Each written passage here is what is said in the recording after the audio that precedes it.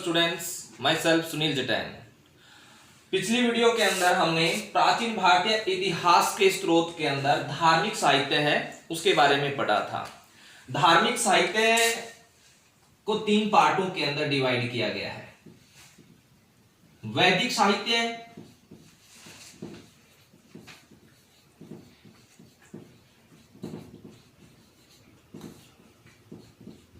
बौद्ध साहित्य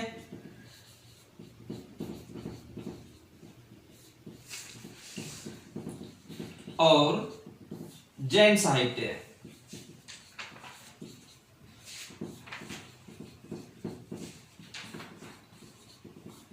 जो वैदिक साहित्य है वो हमने कर लिया था।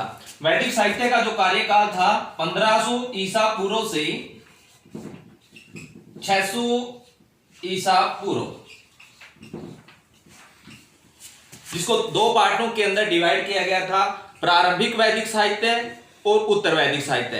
प्रारंभिक वैदिक साहित्य में हमने पढ़ा वेदों के बारे में। 4 वेद थे, ऋग्वेद, सामवेद, यजुर्वेद, अथर्ववेद।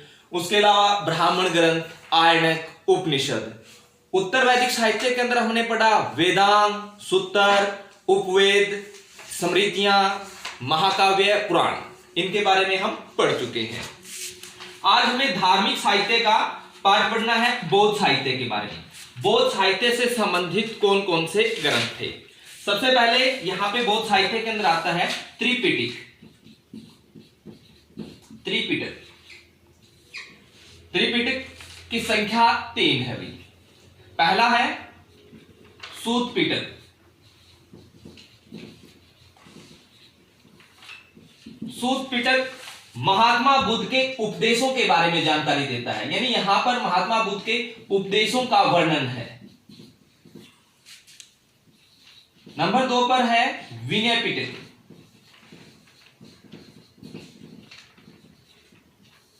विनय पिटक आचरण और नियम से संबंधित है। विनय पिटक आचरण और नियम से संबंधित है। नंबर 3 पर है अभिधम पिटक।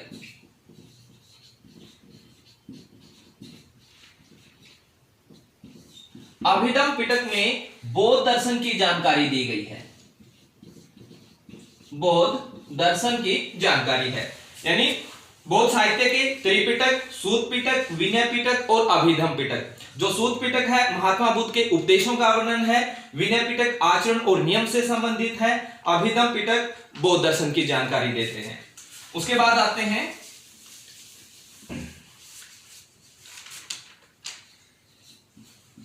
जातक कथाएं। जो जातक कथाएं हैं वो महात्मा बुद्ध के पूर्व जन्मों का वर्णन है। महात्मा बुद्ध के पूर्व जन्मों का वर्णन दर्शाता है। उसके बाद आता है दीपवंश और महावंश।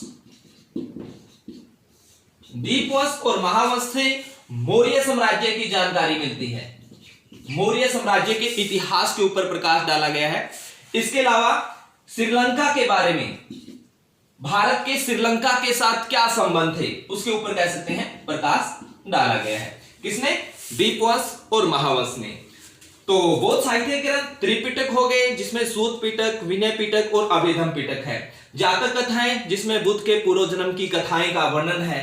दीपवंश, महावंश मौर्य साम्राज्य के इतिहास और श्रीलंका के साथ भारत के क्या संबंध थे उनके बारे में दर्शाता है या उनकी जानकारी देता है। उसके बाद आता है जैन साहित्य।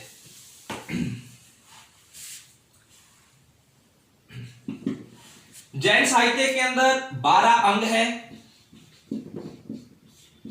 12 उप अंग है।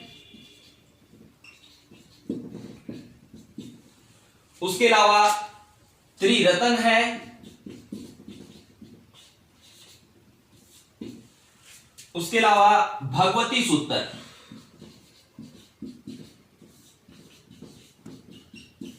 ये जैन साहित्य के ग्रंथ हैं जो प्राचीन भारतीय इतिहास के स्रोतों में महत्वपूर्ण जानकारी देते हैं। जैसे जो भगवती सूत्र है ये 16 महाजन पदों यहां पर 16 महाजन पदों का वर्णन किया गया है। तो ये हमारे बौद्ध साहित्य और जैन साहित्य यानी कवर हो गया हमारा धार्मिक साहित्य। प्राचीन भारत का इतिहास के जो स्रोत है 4 पार्टों के अंदर डिवाइड किया गया है। धार्मिक साहित्य, लौकिक साहित्य जिसे ऐतिहासिक एवं अर्ध ऐतिहासिक साहित्य भी कहा जाता है, विदेशियों का वृत्तांत और पुरातत्व संबंधी स्रोत। तो धार्मिक साहित्य के अंदर हमने सबसे पहले वैदिक साहित्य पढ़ा, उसके बाद बौद्ध साहित्य पढ़ा और उसके बाद जैन साहित्य पढ़ा। अब आता है हमारा लौकिक साहित्य। लौकिक साहित्य या इसे ऐतिहासिक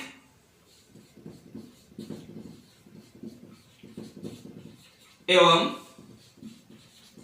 अर्ध ऐतिहासिक साहित्य भी कहा जाता है। ऐतिहासिक एवं अर्ध ऐतिहासिक साहित्य भी कहा जाता है। इसमें सबसे पहले हम पढ़ते हैं अर्थशास्त्र के बारे में।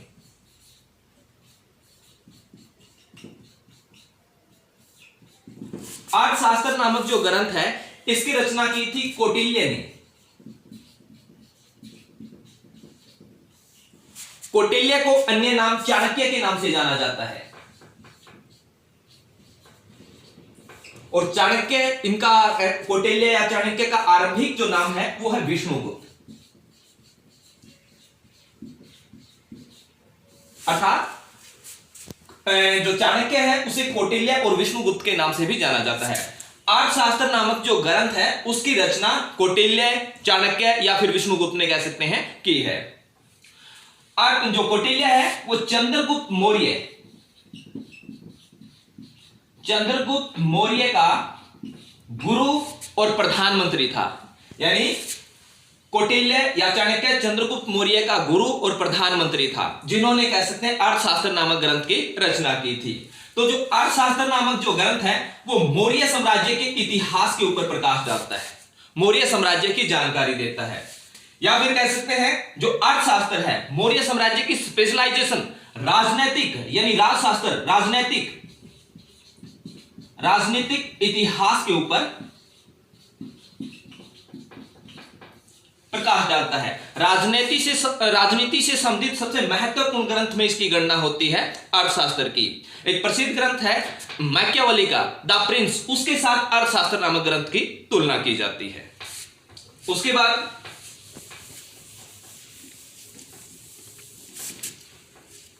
मुद्रा राक्षस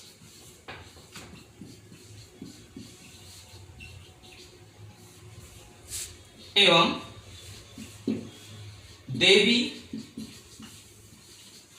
चंद्रगुप्तम, दो ग्रंथ हैं मुद्रा राक्षस एवं देवी चंद्रगुप्तम। इनकी जो रचना की थी वो की थी विशाख दत्त ने। मुद्रा राक्षस एवं देवी चंद्रगुप्त की रचना विशाख दत्त ने की थी।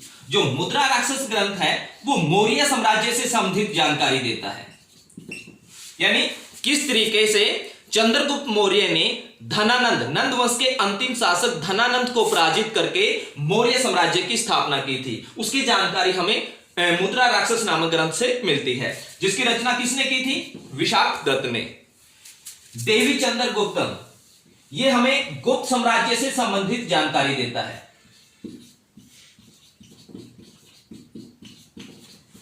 गुप्त साम्राज्य में मुख्य रूप से चंद्रगुप्त द्वितीय,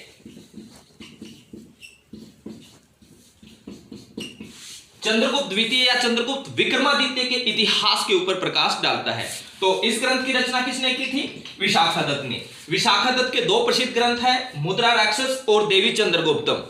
मुद्रा राक्षस मौर्य साम्राज्य के इतिहास के ऊपर प्रकाश डालता है, देवी चंद्रगुप्तम गुप्त साम्राज्य के इतिहास के ऊपर प्रकाश डालता है।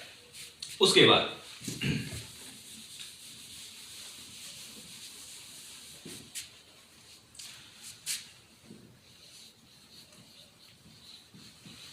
अष्टाध्यायी और महाभाष्य। अष्टाध्यायी ग्रंथ की रचना की थी पाणिनि ने और महाभाष्य ग्रंथ की जो रचना की थी वो की थी पतंजलि ने। ये दोनों ही ग्रंथ व्याकरण से संबंधित है। भारत का सबसे प्राचीनतम व्याकरण ग्रंथ में अष्टाध्यायी ग्रंथ का नाम आता है। भारत का सबसे प्राचीन व्याकरण का ग्रंथ है अष्टाध्यायी। तो ये तत्कालीन समाज के कह सकते हैं राजनीतिक, सामाजिक, आर्थिक स्थिति के ऊपर प्रकाश डालने का कार्य करते हैं। व्याकरण से संबंधित दो प्रसिद्ध कह सकते हैं ग्रंथ है अष्टाध्यायी और महाभाष्य। अष्टाध्यायी की रचना पाणिनि ने की थी और महाभाष्य नामक जो ग्रंथ है उसकी रचना पतंजलि ने की थी। उसके बाद कालिदास,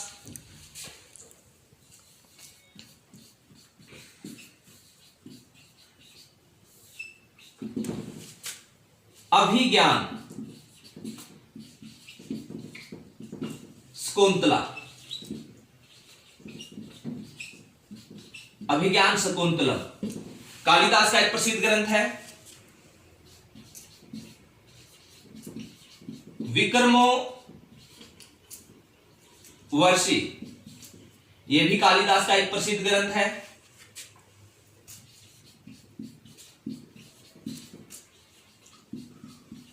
मालकुनी मित्तर, ये कह सकते हैं तीन कालिदास के प्रसिद्ध ग्रंथ है। अभिज्ञान शकुंतलम, जिसे शकुंतला के नाम से जाना जाता है, विक्रमोर्वशी, मालकुनी मित्तर, ये कह सकते हैं जो कालिदास गुप्त साम्राज्य के इतिहास के ऊपर प्रकाश डालता है। गुप्त साम्राज्य की सामाजिक, राजनैतिक, धार्मिक, सांस्कृतिक, आर्थिक इतिहास के ऊपर प्रकाश डालने का कार्य करता है। मुख्य रूप से अगर देखा जाए गुप्त साम्राज्य के साहित्य के ऊपर कालिदास ने प्रकाश डाला है। उसके बाद हर्षवर्धन,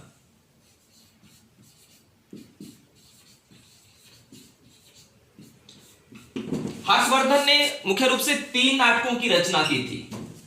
कौन कौन से हैं? रत्नावली,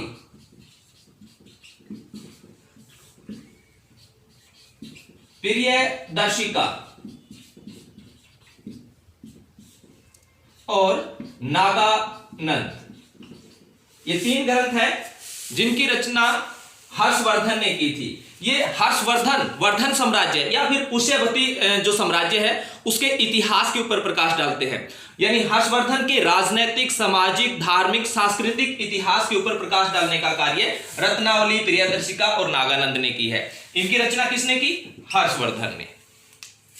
हर्षवर्धन का दरबारी कवि था जिनका नाम था बाणभट्ट। उन्होंने एक ग्रंथ लिखा जिसका नाम है हर्षचरित।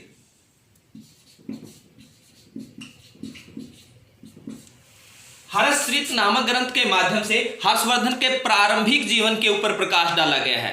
हर्षवर्धन की राजनैतिक इतिहास के ऊपर प्रकाश डाला गया है। तो ये जो ग्रंथ हमने पढ़े हैं लौकिक साहित्य या ऐतिहासिक एवं अर्ध ऐतिहासिक साहित्य के अंदर, इन्होंने उत्तर भारत की राजनैतिक, सामाजिक, धार्मिक, आर्थिक और सांस्कृतिक इतिहास के बारे में महत्वपूर्ण जानकारी दी है। यानी ये ग्रंथ प्राचीन भारतीय इतिहास के स्रोत के लिए महत्वपूर्ण सिद्ध हुए हैं, जिन्होंने उत्तर भारत के इतिहास के ऊपर प्रकाश डालने का कार्य किया है। चाहे आपका हर्षवर्धन के तीनों नाटक हो, कालिदास के साहित्य हो, या फिर कह सकते हैं व्याकरण से संबंधित अष्टाध्यायी और महाभाष्य हो, या फिर कह सकते हैं विशाखदत्त के कह सकते हैं 2 ग्रंथ हो, मुद्रा राक्षस एवं देवी चंद्रगुप्तम, मौर्य साम्राज्य के इतिहास के ऊपर कौटिल्य या चाणक्य का अर्थशास्त्र हो, इन्होंने कह सकते हैं उत्तर भारत के इतिहास के ऊपर प्रकाश डालने का कार्य किया है। उसके बाद आता है संगम साहित्य। संगम साहित्य 3 संगमों का आयोजन करवाया गया। 3 संगमों आयोजित हुए हैं, लगभग कह सकते हैं 500 ईसा पूर्व से 500 ईस्वी के मध्य 3 संगमों का आयोजन हुआ है। तीनों संगमों का आयोजन मैदुरुई के अंदर हुआ है। तीनों संगम का आयोजन मैदुरुई के अंदर हुआ है। जो पहला संगम है, पहले संगम से संबंधित कोई भी ग्रंथ या पुस्तक हमें नहीं मिली। यानी उससे संबंधित ग्रंथ लापता हो चुका है, गुम हो चुका है। पहले संगम साहित्य से संबंधित हमें कोई भी पुस्तक ग्रंथ नहीं मिले। दूसरे संगम से संबंधित हमें एक ग्रंथ मिला है जिसका नाम है तोल्कापियम।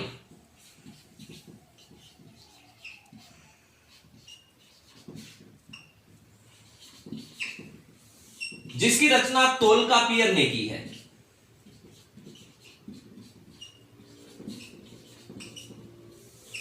दूसरे संगम,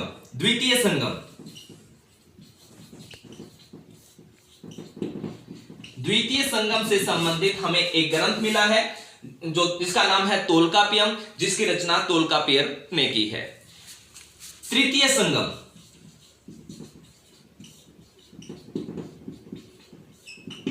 तृतीय संगम से हमें 3 ग्रंथ मिले हैं। कौन कौन से हैं? शिल्पादिकरम,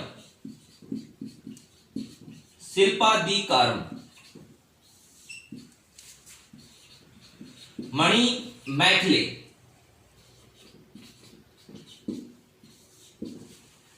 या मणि मैथिले। तीसरा है जीवक चिंतामणि। ये तीसरे संगम से संबंधित ग्रंथ मिला है। पहला संगम या प्रथम संगम, उससे हमें कोई भी ग्रंथ नहीं मिला। 3 संगमों का आयोजन हुआ। इन्हें तमिल साहित्य भी कहा जाता है, तमिल साहित्य भी कहा जाता है, क्योंकि इनकी जो रचना हुई है वो तमिल भाषा के अंदर इनकी रचना की गई है। तो जो 4 ग्रंथ हो गए, तोल्कापियम, शिल्पादिकरम, मणि मैथिले और जीवक चिंतामणि, ये दक्षिण भारत के इतिहास के ऊपर प्रकाश डालता है। दक्षिण भारत की राजनीतिक, सामाजिक, धार्मिक, सांस्कृतिक और आर्थिक इतिहास के ऊपर प्रकाश डालने का कार्य करता है। यानी दक्षिण भारत के इतिहास की जानकारी हमें कहां से मिलती है? संगम साहित्यों के ग्रंथ से मिलती है, जिनकी रचना तमिल भाषा के अंदर हुई है, जिन्हें तमिल साहित्य के नाम से भी जाना जाता है। 4 ग्रंथ है। पहले संगम से संबंधित जो भी ग्रंथ है वो लापता हो चुका है, वो हमें वहां से कोई ग्रंथ नहीं मिला है। दूसरे संगम से हमें 1 ग्रंथ मिला है। तीसरे संगम से हमें 3 ग्रंथ मिले हैं। तो ये था आपका लौकिक साहित्य।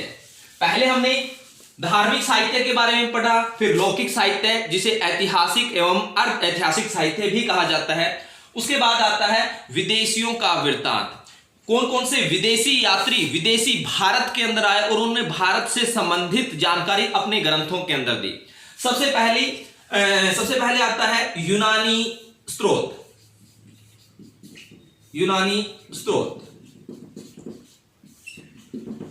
स्रोतों के अंदर सबसे पहला नाम आता है हेरोडोट्स का।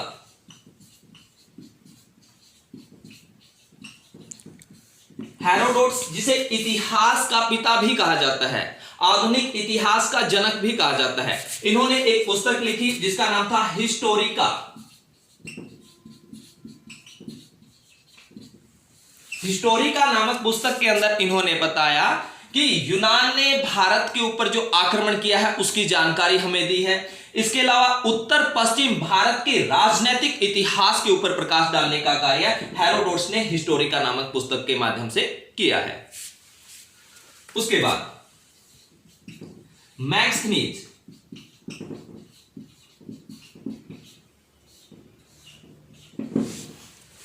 मैक्सनीज यूनानी कह सकते हैं सेल्यूकस निकेटर का राजदूत था, जो चंद्रगुप्त मौर्य के दरबार में रहा था।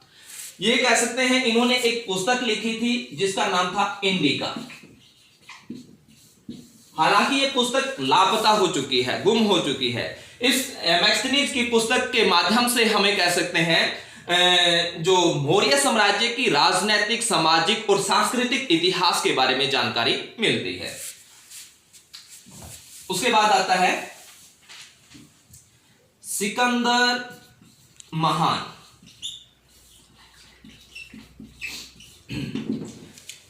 सिकंदर महान के साथ उसके सेनापति आए थे जिनका नाम है एरियन, प्लूटार्क और निरियाकस।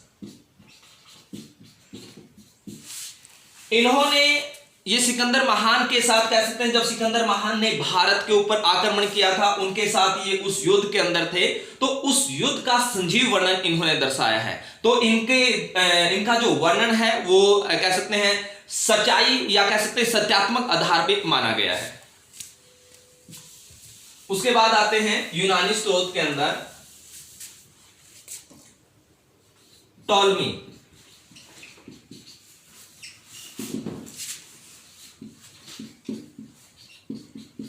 टोलमी ने ज्योग्राफी नामक पुस्तक या ग्रंथ की रचना की थी। इसके माध्यम से भारत के भूगोल के ऊपर कह सकते हैं प्रकाश डाला गया है। उसके बाद एक और यूनानी स्रोत के अंदर एक प्रसिद्ध पुस्तक है जिसका नाम है पेरिप्लस ऑफ द एरिथ्रियन सी। यह पुस्तक एक अज्ञात नाविक के द्वारा लिखी गई थी।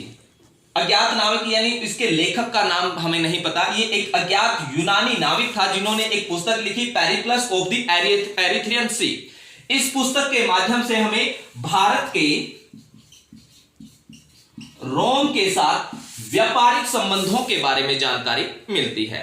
तो ये कुछ स्रोत थे जो यूनानी भारत के अंदर आए या फिर उन्होंने भारत से संबंधित जो जानकारी है अपने पुस्तकों या ग्रंथों के माध्यम से दी। उसके बाद दूसरा स्रोत आता है चीनी स्रोत।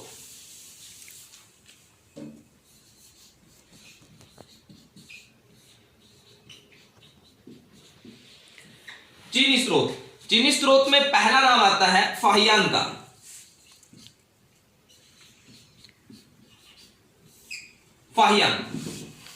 फाहियान भारत के अंदर बौद्ध धर्म की शिक्षा ग्रहण करने के उद्देश्य से आया था। तक्षशिला विश्वविद्यालय के अंदर इन्होंने बौद्ध धर्म की शिक्षा ग्रहण की। ये चंद्रगुप्त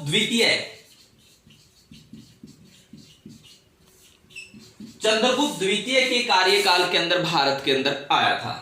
इन्होंने एक पुस्तक लिखी जिसका नाम था फो को की के माध्यम से चंद्रगुप्त द्वितीय या फिर कह सकते हैं उस तत्कालीन भारतीय समाज की राजनैतिक, सामाजिक और आर्थिक इतिहास के ऊपर प्रकाश डालने का कार्य फाहियान की पुस्तक फोकोकी ने किया।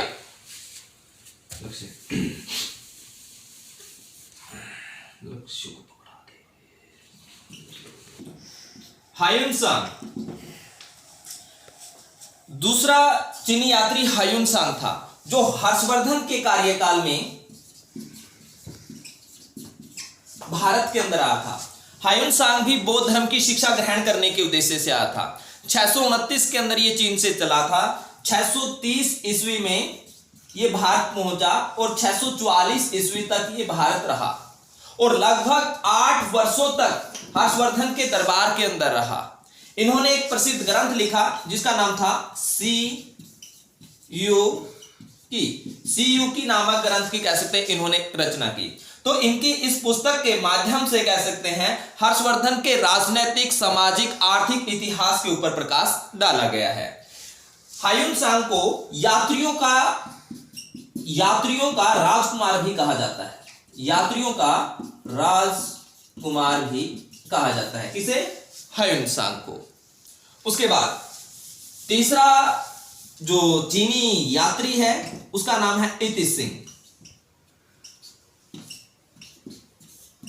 ये 7वीं शताब्दी के अंदर भारत आया था और तत्कालीन समाज के ऊपर कह सकते हैं प्रकाश डालने का कार्य इन्होंने किया। तो ये हो गए आपके चीनी स्रोत।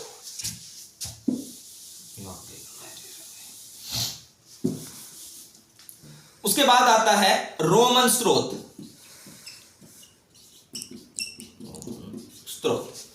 रोमन स्रोत में रोमन साहित्य के अंदर एक नाम आता है प्लिनी, जिन्होंने नेचुरल हिस्टोरिका नामक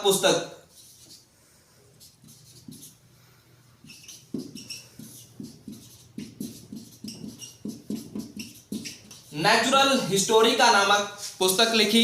इस पुस्तक के माध्यम से भारत के भूगोल के ऊपर प्रकाश डाला गया है। भारतीय भूगोल से संबंधित जानकारी हमें मिली है। उसके बाद आता है तिब्बती स्त्रोत।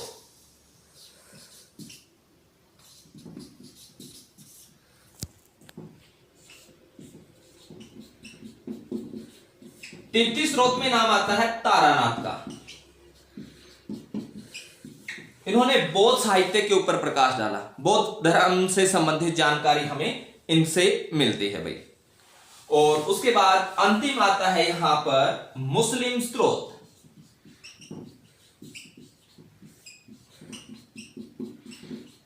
मुस्लिम स्त्रोतों में नाम आता है अल-बिरूनी का। अल-बिरूनी ने एक ग्रंथ या पुस्तक की रचना की जिसका नाम था किताबुल हिंद। किताबुल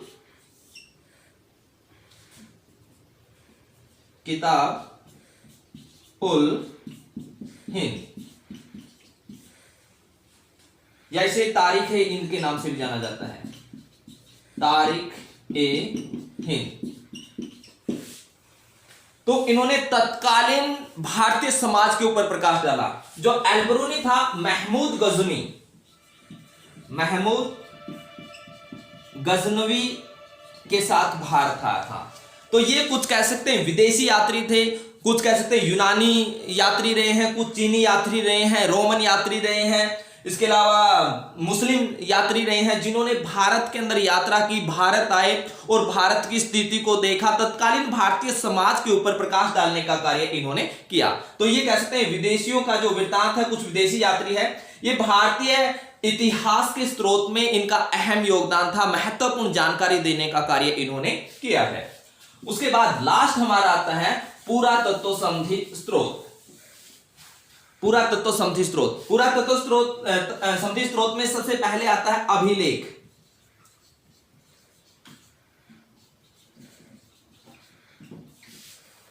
अभिलेखों के अध्ययन को पुरालेख शास्त्र कहा जाता है। अभिलेखों के अंदर जैसे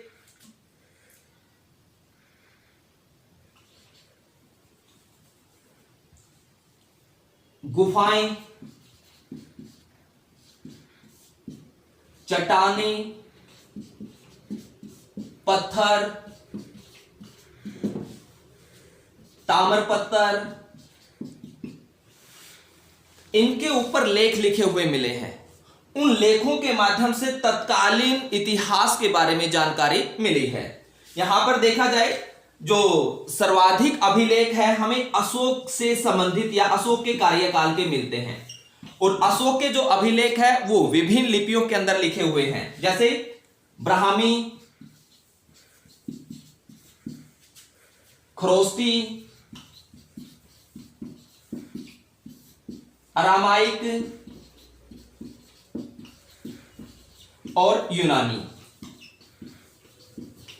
इन लिपियों में कह सकते हैं अशोक के अभिलेख मिले हैं, जो हमें कह सकते हैं तत्कालीन भारतीय इतिहास के बारे में जानकारी मिलते हैं। जैसे प्रसिद्ध अभिलेख कौन कौन से हैं? इलाहाबाद स्तंभ लेख है,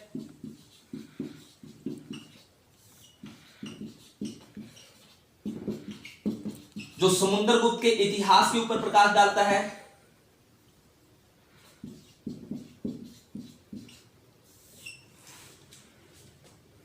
इसके अलावा कह सकते हैं जूनागढ़ स्तंभ लेख है, जो रुद्रदामन के इतिहास के ऊपर प्रकाश डालता है। ऐहोल अभिलेख है, जो पुलकेशिन द्वितीय के इतिहास के ऊपर प्रकाश डालता है। हाथी गुफा अभिलेख,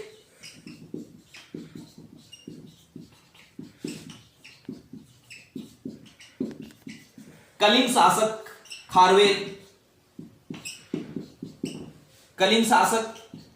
खारवेल के बारे में जानकारी देता है। तो ये कुछ प्रमुख अभिलेख है जिनके माध्यम से हमें प्राचीन भारत के इतिहास के बारे में महत्वपूर्ण जानकारी मिली है।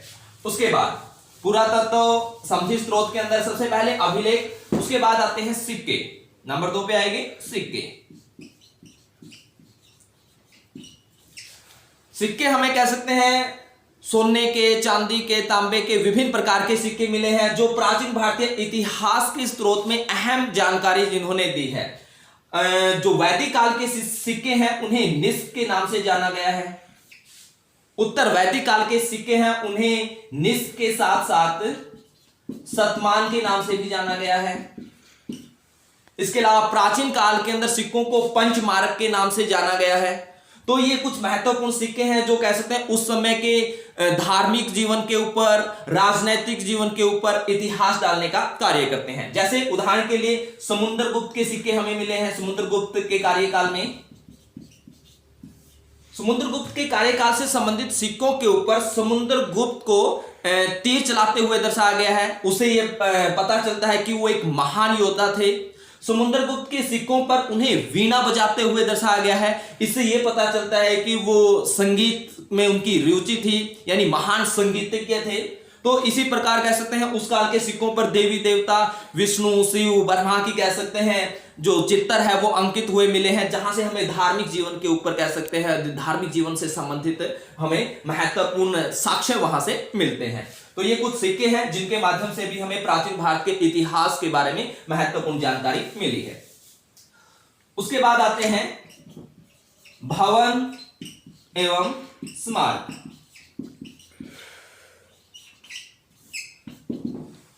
जैसे हड़प्पा, मोहनजोदड़ो की खुदाई से हमें जो भवन मिले हैं उसे हमें हड़प्पा सभ्यता से संबंधित जानकारी मिली है। भाई यहां पर एक विकसित सभ्यता थी जो कह सकते हैं अच्छे ढंग से वहां पर लोगों का रहन सहन था। इसके अलावा कुछ हमें जैसे पाटलिपुत्र के खंडरों से हमें मौर्य साम्राज्य के बारे में जानकारी मिली है। इसके अलावा तक्षशिला के खंडरों से हमें कुषाण वंश की जानकारी मिली है। तो ये कुछ कह सकते हैं भवन स्मारक है, वो भी प्राचीन भारत के इतिहास